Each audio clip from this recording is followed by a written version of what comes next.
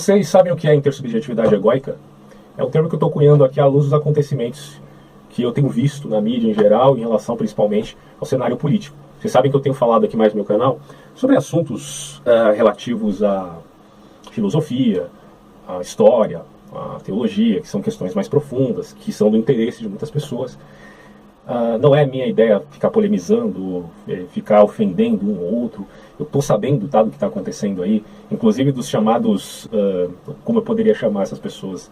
Dizem aí que são resistência, tá? Entre aspas.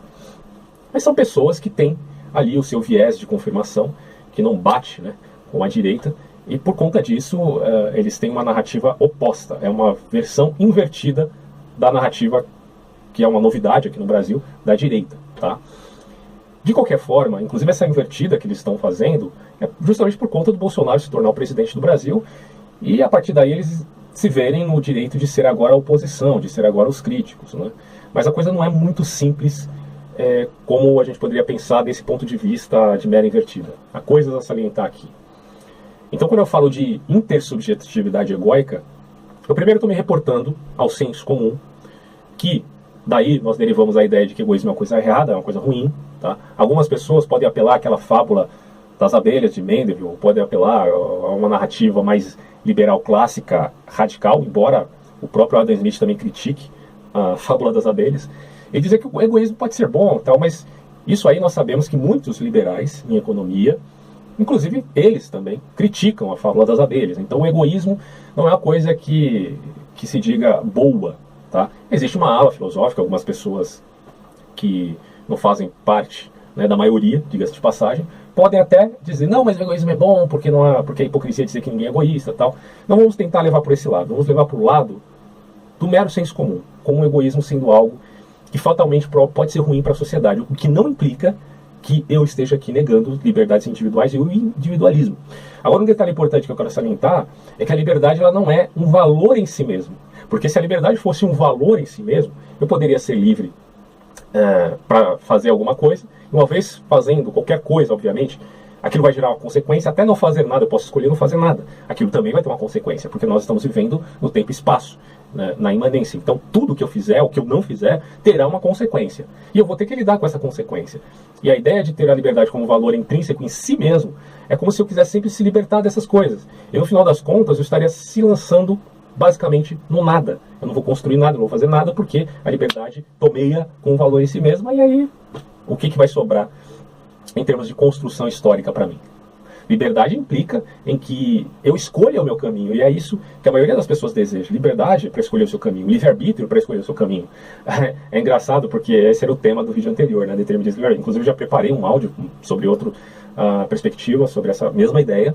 Vou trabalhar isso mais com outros vídeos, vou falar inclusive do asno de Bill Hridan, que é um tema que eu abordei rapidinho lá no vídeo anterior. Eu vou fazer outro sobre esse assunto que é muito importante, muito interessante. Mas a maioria das pessoas ditas normais, vamos dizer assim, ainda que elas achem que o livre-arbítrio é uma ilusão, que a liberdade humana é uma ilusão, isso, aquilo, elas querem ser, elas desejam isso. Tá? Então, assim, quando eu falo de intersubjetividade egóica, eu estou falando de um grupo de pessoas, né? Como eu coloquei no vídeo anterior, como eu me pautei para diferenciar o subjetivo, o objetivo e o intersubjetivo, e como essas coisas se relacionam, e que muitas vezes o intersubjetivo representa de fato uma ficção, assim como ideias subjetivas podem representar uma ficção. Igual fizeram com a ministra, né? Julgando a experiência subjetiva que ela teve de ver Jesus numa goiabeira, porque tem todo um contexto, você pode até achar ridículo, é uma piada, né? Jesus na goiabeira, que coisa é essa? Bom, mas tem todo um contexto que se envolve ali com um drama pessoal do indivíduo. E aí quando você escarnece disso, você literalmente, inevitavelmente, você está julgando a experiência alheia, né? A experiência subjetiva daquela pessoa. Você está dizendo, mas isso não tem paralelo com o mundo objetivo. Ela estava surtando, ela estava louca, isso e aquilo. Bom, mas a questão é a seguinte: quem disse que você tem que julgar se algo é subjetivo, objetivo ou intersubjetivo, quando esse algo foi uma experiência pessoal, e a pessoa que teve essa experiência tem todo o direito de acreditar ou não nela, tem o direito de duvidar ou de ter certeza de que aquilo é real, apesar de que a própria ministra admite que aquilo foi uma questão que pode até ter sido imaginário ou não, mas que fez bem a ela, fez ela mudar de vida, né? Então, julgar isso por um mote político, por uma guerrinha intersubjetiva, e aí entra esse conceito de egoísmo intersubjetivo, que é similar ao ególatra, que também só se preocupa com os seus próprios favores, né, ou se preocupa consigo mesmo. E de novo eu digo, não estou negando liberdade individual e não estou negando um lobby de um grupo que tem uma narrativa específica. Mas quando você verifica um padrão que gera esse processo de intersubjetividade egóica, você tem que denunciar isso. Não dá para ficar calado, né? E nesse caso da Kéfera, lá no programa da Fátima Bernardes, todo mundo está sabendo disso, é uma polêmica, a gente vê exatamente esse ponto. Claro que isso aí não é um caso isolado, já aconteceu milhares de vezes, um monte de gente. Teve uma moça até que falou que Elvis Presley era culpado de ter feito sucesso. Quer dizer, é um negócio ridículo, cara. Chega a ser patético para quem vê, porque está de fora, que acha tudo isso muito estranho. Mas o que levou essa pessoa a acreditar em ideias tão sem pé nem cabeça, né? E no caso da Kéfera, ex-youtuber e pós-contratada da Rede Globo, é que ela virou feminista, sabe-se lá por quê, qual a influência que ela teve. Ela, inclusive, está usando, né, todos os termos ali que comumente são usados no grupo feminista. E aí, de novo, entra essa ideia, né, de intersubjetividade naquilo que a gente pode chamar de senso visionário, né? Esse senso visionário é típico de uma blindagem retórica que tem por trás, obviamente, primeiro, um historicismo muito bem trabalhado, uma grande narrativa. Historicismo e grande narrativa são coisas que você consegue rastrear lá no romantismo. Estou devendo um vídeo ainda sobre o romantismo, me desculpem, né? É que eu tenho outras coisas para fazer também, né, gente? Mas tudo bem. Você consegue rastrear essas coisas até muito atrás, né, antes do romantismo. Mas a verdade é que, de fato, você tem ali esses elementos dessa blindagem retórica em vista de uma progressão, uma racionalidade, uma racionalização na história, né? Que é uma coisa assim, que vai desembocar, inclusive no totalitarismo, inclusive em genocídios. E as pessoas não percebem, porque há também um certo nivelamento histórico, uma guerra de narrativas, e isso pode ser um pouco complicado para as pessoas que não estão muito acostumadas a buscar esse entendimento sem se apegar demais a uma visão, seja ela teológica, seja ela filosófica, seja ela política. Você tem que se abrir, na verdade, a uma honestidade intelectual para fazer isso. E aí está a crítica que eu faço a essa intersubjetividade egóica, dos lobbies que são feitos em nome de grupos específicos, que eu acho assim, você quer ser um arauto de determinado grupo para defender os valores daquele grupo, tudo bem, isso não é ilegítimo, assim como não é ilegítimo, se você como um indivíduo está sendo injustiçado, procurar justiça para si. Não é errado fazer isso, e da mesma forma o grupo não está errado em buscar justiça para a sua própria causa. Mas você tem que olhar também fora da caixa. Será que é só a sua causa que importa para a sua nação? Será que não tem outros valores, outras pessoas, outros grupos que estão fora do seu círculo de amizade, que também devem ser ouvidos, que também têm o seu valor? E aí é exatamente isso que eu quero colocar aqui. É uma abertura maior para a gente sair um pouco dessa blindagem que a gente está aí, que é uma blindagem retórica, que sempre está pautada com um tal viés de confirmação. Eu costumo pensar da seguinte forma, né? A gente estava numa heurística, aquela arte de inventar, mas também de descobrir coisas, de lidar com fatos. E aí nós acabamos, daí em diante, caindo na erística, que é uma coisa mais vinculada à atividade e exercícios dos sofistas da antiguidade.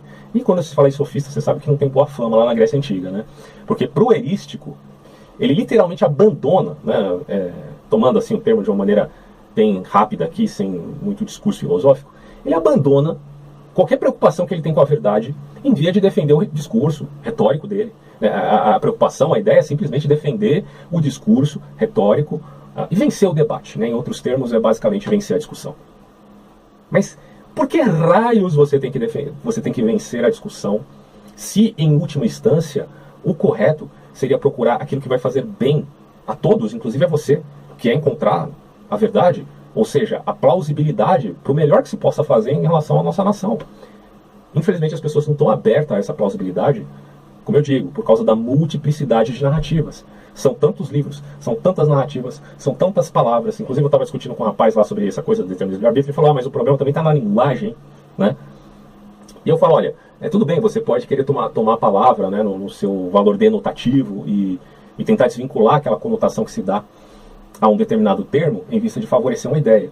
Mas o mais importante em si é também, inevitavelmente, nós entendemos o conjunto de ideias e valorá-lo ou não. Isso não implica que eu vou abandonar ou vou confirmar um determinado termo como sendo meramente denotativo. Mas aí é uma discussão que vai longe. Eu prometo para vocês que ainda vou trabalhar melhor essa ideia da linguagem, da questão do surgimento dos nomes, que é uma coisa que está lá em Platão, né, na obra Crátilo. A gente vai trabalhar tudo isso posteriormente, tá? Eu não estou tentando evitar um pouco entrar nessa coisa filosófica, porque isso daí pode confundir a verdadeira mensagem mais pontual e objetiva que eu quero passar nesse vídeo. Olha só, valores retóricos. Esses valores retóricos têm sido mais importantes para algumas pessoas, têm sido mais importante, inclusive, para a grande mídia, do que realmente eles são. Vocês sabem que eu, por exemplo, nunca neguei a importância da retórica. Se você volta lá para o passado, para a Grécia Antiga, você vai ver Aristóteles elogiando. Você vai ver, olha, a retórica é uma arte, certo? Assim como é também a poética. E são valorosos como discursos. Só que existe um discurso que é mais profundo, que também é necessário ao seu contexto, que é o discurso analítico e também o discurso dialético. E você não pode trocar o processo dialético e o discurso analítico, que inclusive fazem jus a todo o processo epistemológico do Ocidente, que tem a ver com dialética, com hipótese, com empirismo e, enfim, com teoria. Tudo isso tem a ver justamente porque é algo que nós adquirimos como herança, né, de um processo que foi nivelando com o tempo. Muitas brigas, eu reconheço isso, mas tem a ver também com a dialética.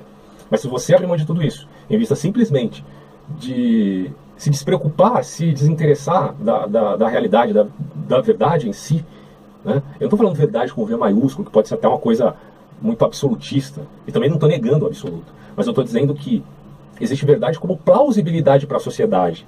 Existe uma verdade, se você quiser um conceito mais laico e menos pesado metafisicamente ou religiosamente, você tem a questão do espaço da pluralidade, né, da Hannah Arendt, que ela diz, olha, vamos ao espaço público discutir, mas isso não significa uma disputa retórica e não significa de maneira alguma uma disputa que abandone a busca pela verdade e que se vincule apenas a sofismas sem fim, certo?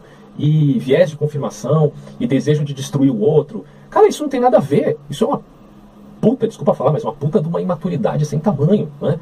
É um negócio assim que, para quem se interessa, sabe, em estudos mais avançados, quanto a filosofia, por exemplo, sabe que isso é um negócio que faz você ficar parado no tempo e sem a menor capacidade de amadurecer, né? É o que eu chamaria de imaturidade estagnada. Isso é muito, muito preocupante. Quando eu falo então de valores retóricos, eu estou falando, primeiro, na questão do progressismo. Quando você pensa em progressismo, é engraçado que há uma soma aí de valores que não são liberais, porque se a gente for ver na história, aqueles que mais apregoaram valores progressistas foram os liberais, certo? Desde John Locke, Stuart Mill, enfim, tantos outros, que inclusive também caíram no utilitarismo, tão criticável, né? E quando você fala de liberalismo, quando você fala não só de liberalismo econômico, que eu particularmente aceito e acho corretíssimo, mas quando você fala de liberalismo num tom filosófico, político e como cosmovisão de mundo, me parece que ele é muito problemático, justamente porque ele lida com essa coisa do progresso desenfreado, sem uma valoração na herança histórica que nós temos, que é tão importante, que é justamente essa pluralidade. Porque não faz sentido você viver, construir alguma coisa, inclusive até um conhecimento para a humanidade inteira. O celular está travando aí, ele vem fazendo isso, não sei por quê. E de repente, só porque surge uma outra geração, eles cospem naquilo, rasgam e não serve para mais nada. Quer dizer, eles falam dos valores da democracia, mas eles ignoram a democracia dos mortos, né, que são aqueles que falaram no passado e que tiveram sua importância. E que isso não implica de maneira alguma você valorar aquilo que nós poderíamos chamar de anacronismo. Dizer que aquilo que servia para o passado inevitavelmente vai servir para nós no nosso tempo. Eu sei que há uma adaptação aí, mas o fato de haver uma adaptação não significa que eu venha descartar o que foi dito lá, né? São coisas bem diferentes. Então, essa ideia de progressismo, uma vez que você rastreia isso, você vai perceber que ela é extremamente problemática. Mas eu vou deixar essa parte para o próximo vídeo. O meu interesse é demonstrar para vocês que as ideias progressistas, elas se amalgamaram com valores muito estranhos, como, por exemplo, a falácia malthusiana, né? Thomas Malthus era o cara que valorava uma ideia de pessimismo para com o futuro, que a gente pode chamar de catastrofismo, pode chamar de apocalipsismo. É interessante notar, porque ele também era religioso, e aí você tem uma imitação emocional dos valores apocalípticos das religiões messiânicas que existiam lá no passado, né, inclusive em Israel, onde muitos dizem, olha, no começo, no primeiro século, o que você mais tinha era essa efervescência messiânica, tá? Então, quando você pensa nisso, você logo chega à conclusão de que esses valores que se vinculam à esquerda, não estou nem falando do Thomas Malthus, mas estou falando dos valores do socialismo. Se você procura identificar na história os princípios dessas ideias, você vai chegar à evidente influência de valores messiânicos, de uma sociedade utópica, perfeita, porque, enfim, a religião sendo um ópio do povo, como diria Karl Marx. E foi extremamente criticada a religião por todos os jovens hegelianos, aqueles que vieram pós-Hegel, que criticaram Hegel, mas valoraram algumas de suas ideias. Mas, efetivamente, principalmente a esquerda hegeliana, né, foram contra a religião. Mas quando você se volta lá para os socialistas da França, por exemplo, bom, eles já tinham ideias também de eles mesmos mudarem o mundo, eles mesmos revolucionarem o mundo, não é? E essa mudança ocorre porque ela tem um valor messiânico, mas sem transcendente. E aí eu não estou falando transcendentalidade no ponto de vista kantiano, deixa ele para lá. Estou falando no ponto de vista de diferenças entre transcendência, imanência, valores que a gente poderia colocar metafísicos e valores que são, enfim, da sociedade, da vida prática, certo? O abandono de tudo isso que pode ser uma verdade mais profunda por uma praxis, por um materialismo puro e simples. É a religião, só que é materialista. Tá? Então você tem a amálgama disso com o progressismo. Catastrofismo, apocalipsismo, o mundo vai piorar, a superpopulação, que muitos dizem que por conta dessa ideia do Malthus, e muitos acreditaram nela, como determinados globalistas, que não preciso nem citar o nome, eles, por conta disso, apoiam ideias que favoreçam ao controle de natalidade. Porque para você fazer controle, você não precisa efetivamente proibir as pessoas de terem filhos. Mas você pode mudar a mentalidade das pessoas. Entra um conceito behaviorista, entra um conceito determinista, aí de que já que tudo é comportamental e genético, ou a gente pode também dizer ambiental, nós podemos mudar a mentalidade das pessoas. Fazendo dissonância cognitiva, nós podemos mudar a pessoa. Eu tenho por mim que, por um lado, isso é verdade, mas tem um limite, né? A pessoa pode sofrer, inclusive, doutrinação, ou lavagem cerebral, que é uma outra coisa, que é um patamar aí. Mas ainda com essas coisas, ela pode mudar. Ela ainda sempre tem um fio da meada ali onde ela pode se apegar e dizer, não, eu parei com isso, eu vou me libertar disso. E esse vídeo aqui é para falar sobre libertação. Você pode dizer, mas isso é religioso, não é religioso, não interessa. É libertação que essas pessoas estão precisando. Elas precisam se libertar, né? Porque quando você fala desses valores, que são valores que sempre estão no futuro, eles acabam minando a vida presente das pessoas e há um abandono, certo, de questões do presente por conta de um suposto futuro que nós sabemos que nunca vai chegar, mas que é um futuro que se adequa bastante à narrativa, se adequa bastante ao ideal, à ideologia. Então é basicamente isso, grande narrativa, historicismo, que tenta pautar as coisas numa completa linearidade, sem considerar a total complexidade que é a vida, cara. A vida tem tantas nuances, mas quando você está focado numa ideia, por mais que ela seja sofisticada, como era a ideia do Hegel, você acaba caindo numa linearidade rígida. E isso acaba minando. Inclusive, muita gente diz que Hegel foi o maior sofista da história da filosofia. Olha, eu não sou um grande crítico do Hegel, eu preciso ter mais cacife aí para poder dizer, Hegel é um sofista. Mas às vezes eu começo a acreditar nessas ideias, sabe? Eu elogiei Hegel várias vezes aqui, mas ao mesmo tempo, quando você percebe que toda a conjuntura da ideia dele culmina num superestado, aí é realmente desanimador, né? Não faz sentido. Para mim, não faz jus, né, à realidade. Então, essa unilateralidade do discurso desse pessoal, eu não estou nem falando agora do Hegel, tá? Que o Hegel trata com dialética baseada numa tríade, que é a tese, a antítese e a síntese, que é outra coisa. Inclusive tem aquela dialética também nietzschiana, que é mais trágica, que tem a ver com uma dualidade, não uma tríade, que depois a gente pode falar sobre isso aí. Mas, obviamente tem a dialética socrática. Mas, de qualquer maneira, os discursos políticos que têm essa base...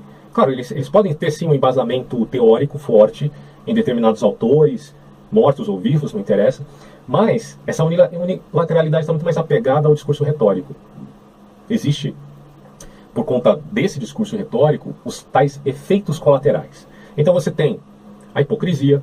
É inevitável, porque você não está preocupado, sabe, em buscar uma verdade plausível, mas sim militar pelas ideias do seu grupo. E aí não interessa se você é de esquerda, de direita, conservador ou não, ou revolucionário, enfim. Se a preocupação sua é simplesmente militar, então, desculpa, eu não faço parte do seu time invariavelmente. Você vai cair em hipocrisia, tá? A questão da hipocrisia, obviamente todos os homens têm um teor de hipocrisia, porque nós não temos condições de lidar com todos os valores de verdade que nós descobrimos na nossa vida inteira, tá? Então eu reconheço isso. E esse reconhecimento também está vinculado àquilo que a gente chama, né, o que Aristóteles denominava como espoldaios, o espoldaios aristotélico. Podemos dizer, olha, do ponto de vista de que há verdades das quais eu não dou conta, eu reconheço isso. E reconhecer isso já é melhor do que não reconhecer, ainda que eu não consiga lidar com todos os valores de verdade que me aparecem, entende? Mas quando você abandona literalmente o próprio valor de reconhecimento, porque você simplesmente quer acreditar, olha a questão, a sua vontade você quer acreditar nessa narrativa que você admitiu. Ainda que ela seja limitada, ainda que ela seja um pacote pronto, ainda que ela não dê conta, né, de tudo que acontece no mundo, mas você tem que valorar isso acima de todas as coisas. Então, isso será problemático para a sociedade. E que vai fazer isso, infelizmente, desculpa falar, mas é o que mais acontece em minorias. As minorias, elas têm esse mal, essa tendência de achar que o mundo tem que se prostrar aos seus valores intersubjetivos. Que por um lado pode ter um arsenal de justiça, de procurar justiça, como eu disse no começo, não acho errado.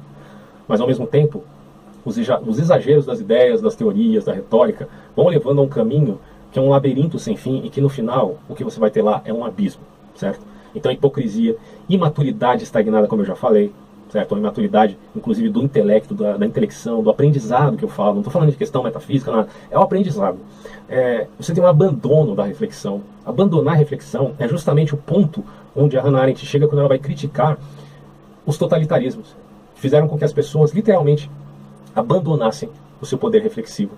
E aí entra aquela ideia de banalidade do mal. Isso aí está no meu vídeo sobre banalidade do mal, onde eu falo inclusive da história, né, de como esse conceito era visto por muitos filósofos e depois do ponto de vista pós-genocídios de Stalin e Hitler. Então, são coisas que poxa vida, é importantíssimo. Você pode chamar um de fascista, outro de nazista, mas isso são só palavras. Ações são mais importantes. Será que eu estou errado em dizer isso? Não, acho que não. Ações são mais importantes do que palavras. Então, se a sua ação contradiz a sua palavra, no sentido de que você chama o outro de nazista e fascista, mas você abandona o seu processo reflexivo, que era justamente aquilo que os comandantes nazistas e fascistas e stalinistas faziam, então você está agindo igual a eles, ainda que você não tenha o rótulo que eles tinham e que, inclusive, você usa para criticar os outros. De novo, eu digo, você precisa se libertar dessa burrice, dessa tolice, porque não tem como você amadurecer desse jeito, sabe? É uma total artificialidade, é você ver o mundo como preto e branco.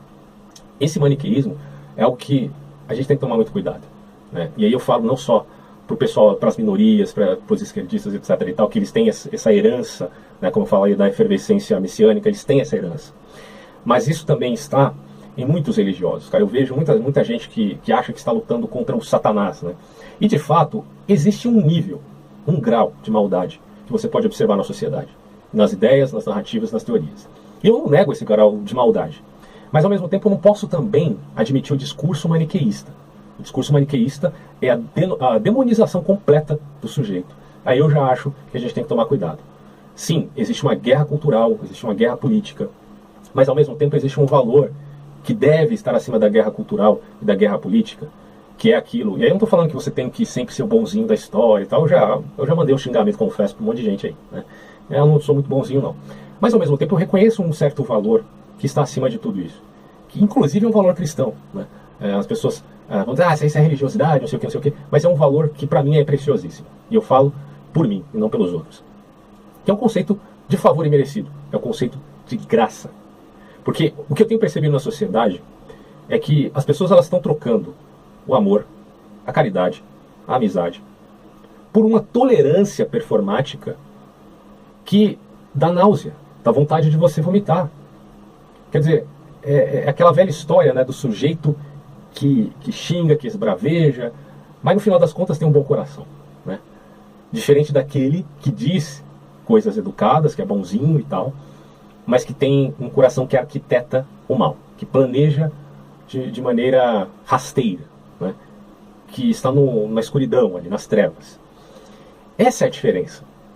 Porque quando você olha para a sociedade hoje, essa tolerância performática, que a gente pode dar outro nome aí que seria o politicamente correto, e aí eu não estou falando que você tem que sair desrespeitando todo mundo, xingando todo mundo, que eu também já não concordo. Mas eu estou dizendo que é inaceitável você acreditar que você deve ser intolerante com pessoas que estão sendo caridosas. Eu te dou um exemplo aqui.